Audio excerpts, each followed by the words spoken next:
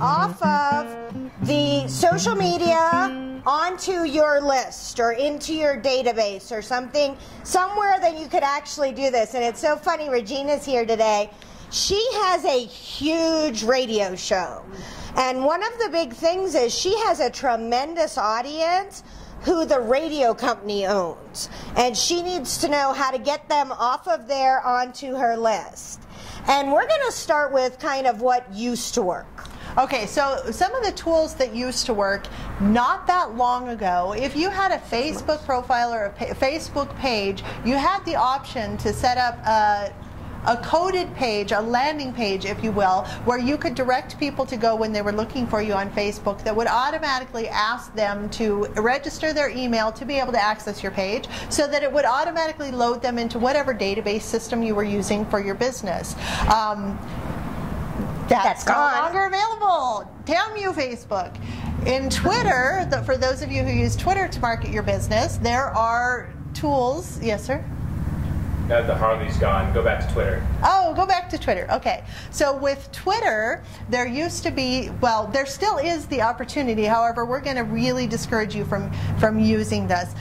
In the Twitter account, you can pre-program an automatic message to be sent to people who follow you, kind of introducing yourself, giving them your website link, asking them to sign up for your database, whatever message you wanted to send them. That as soon as somebody follows you on Twitter, they get this little email that says, hey, in their Twitter account, that says, and ultimately their email if they have it set up that way. But most people kind of disconnect their email from their Twitter, so they're not getting slammed in their email box from their Twitter account, and nobody ever looks at their direct messages from Twitter. What about the fact that you can still share your your Facebook page, but it goes into the double Dutch scary spam folder that nobody ever sees on the Facebook? And no, that's correct. A lot of people don't realize that in your going back to Facebook, in your Facebook account, when you have a page or a group, that goes into a completely separate email that's hidden in the back of your Facebook profile. So when you go into your home page and you see that you have messages, those are messages to your profile.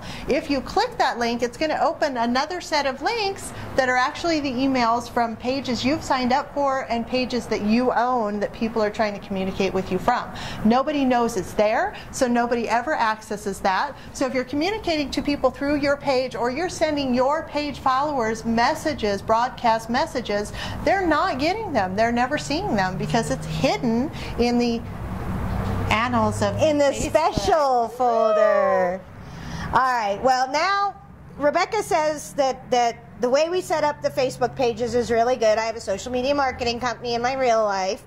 And what we do is, as you look at the Facebook page, and I'm in my face again, there are 4 little buttons that you can program. And what you want to do is you want to use a system like Woobox, WOOBOX. And what happens is they give you the ability to redirect that button. So I'll give you an example. I have a button that says 100 free marketing ideas. When you push that button, it does not go to a Facebook page. It goes outside of Facebook to my Marketing Artfully page, where you can sign up for 100 free marketing ideas. And who doesn't want 100 free marketing ideas? Everybody wants 100 free marketing ideas. Everybody signs up. So what I've done is, if I get somebody to my Facebook page, I have given them an irresistible offer that they can go do it. Okay? And that really is the only way I've found things. You can make those buttons go to the old-fashioned Facebook custom page, but it doesn't. But it's a pain in the neck. But it's a pain in the neck. There aren't enough people that do it. And one of the things you guys need to think about is figure out what you do when you go to Facebook pages. When you go to a Facebook page, do you notice those buttons unless there's something amazing there? Probably not. And number 2, the first thing you do is you go to that very first box on the top left. So another thing that you can do is I make a 400 by 400 banner, okay? And it says to do something. It could be to sign up. Action. Call to action. So you want it to say, sign up for my mailing list, request a free sample, request a 15-minute consultation.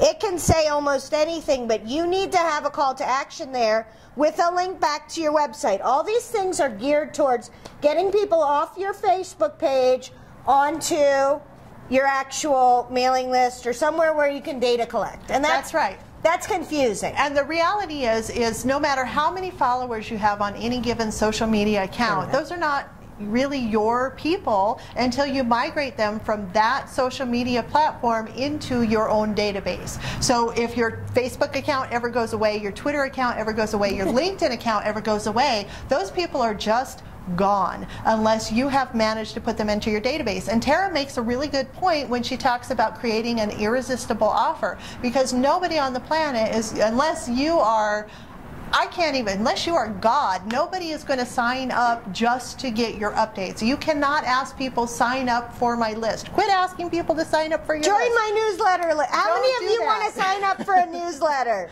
Another newsletter. Another newsletter in your email box. Not You don't one want person. that. And it was so cute because I teach a lot my 100 free marketing ideas, and I call that a punch list. So 100 really cool things that people want. And so I asked somebody with Legal Shield, who are lawyers, you know, they're the people that provide lawyers. And I said, well, what would be a really good one for you? And she goes, oh, 100 reasons people would want a lawyer. I'm like, that is so not something that anybody wants. So make sure it is something that people want. An irresistible offer and relevant to your industry. I think that what we finally figured out is that automation in social media doesn't work. Doesn't work. She still does an awful lot of stuff with Hootsuite. The problem with that is that Hootsuite actually doesn't show up an awful lot in the news feed. Filtered. It's filtered. Doing the automated custom Facebook page is gone. Right. Doing the automated follow back on the Twitter. So what that means is they're sending you a direct message. Anybody who actually uses Twitter, they'll look at their app messages, but they won't very often look at their direct messages, maybe every couple of weeks, because it's full of spam. Okay, so automation doesn't work anymore on that. The thing that you have to do, though, and this, I was saying this is a little confusing. Can be. Data capture, okay? And I'm going to use Debbie Hall, Mary Kay, hi, on this example. She has the ability to data capture my information through her Mary Kay thing. I will tell you, when Mary Kay sends out their email, I get 8 of the newsletters because I know 8 Mary Kay ladies, okay? Not surprised. That's not a good thing. So first off, you need a way to get them out of the competition with the same Mary Kay people. So you want either a landing page or a form, something like that. And Debbie happened to ask the question, does somebody else help you set up this newsletter, this email thing? We are not salespeople for anybody, but we recommend Infusionsoft. There is Infusionsoft, iContact, Aweber, any of those that are database programs. And if you're going to be a big kid and do marketing, not just constant contact, I'm going to send out a newsletter once a month. We're talking about marketing. About marketing, you need to think about using an actual database program. Agreed. So our recommendation is Infusionsoft, but there are other ones out in the marketplace. We're more than happy to talk to anybody about that question. But Debbie, does that help? It's actually a system that you probably aren't familiar with. No, I'm not. Yeah, so it has to be bigger than Constant Contact. I despise. I know you do. The reason being is their online form for marketing is horrendous. It's very strange to opt in, and you can't get people in. I get between probably 50 and 100 people a month into my database through my different online forms, and I would not get that number if I was using something like that. So I agree. Well, and one really cool thing I learned about Infusionsoft earlier today is normally when you use a database system like that, you have to go and have all of your people re-opt into that tool. So if you have built your email database in Gmail and you decide you want to use Constant Contact or iContact or one of those. no, Constant Contact doesn't require that. Some of the systems require that you have to have your customers go and re-opt into that particular system. And one of the things I learned about Infusionsoft today, which is huge for me because I have an absolutely huge list of people and I was very concerned about how I was going to import all those people and not lose a bunch of them. Well, I don't have to have them re-opt in, which I find very helpful. Yes. Is a huge deal. So the one last thing, and this is really hard, and Debbie Hall does it really well. So remember I told you about my 8 different Mary Kay ladies who are sending me Mary Kay propaganda. That will not work. It just won't work. And you can't, and you were so cute because you were like, oh, well, we can set out this thing about from Facebook, like a pre-written thing.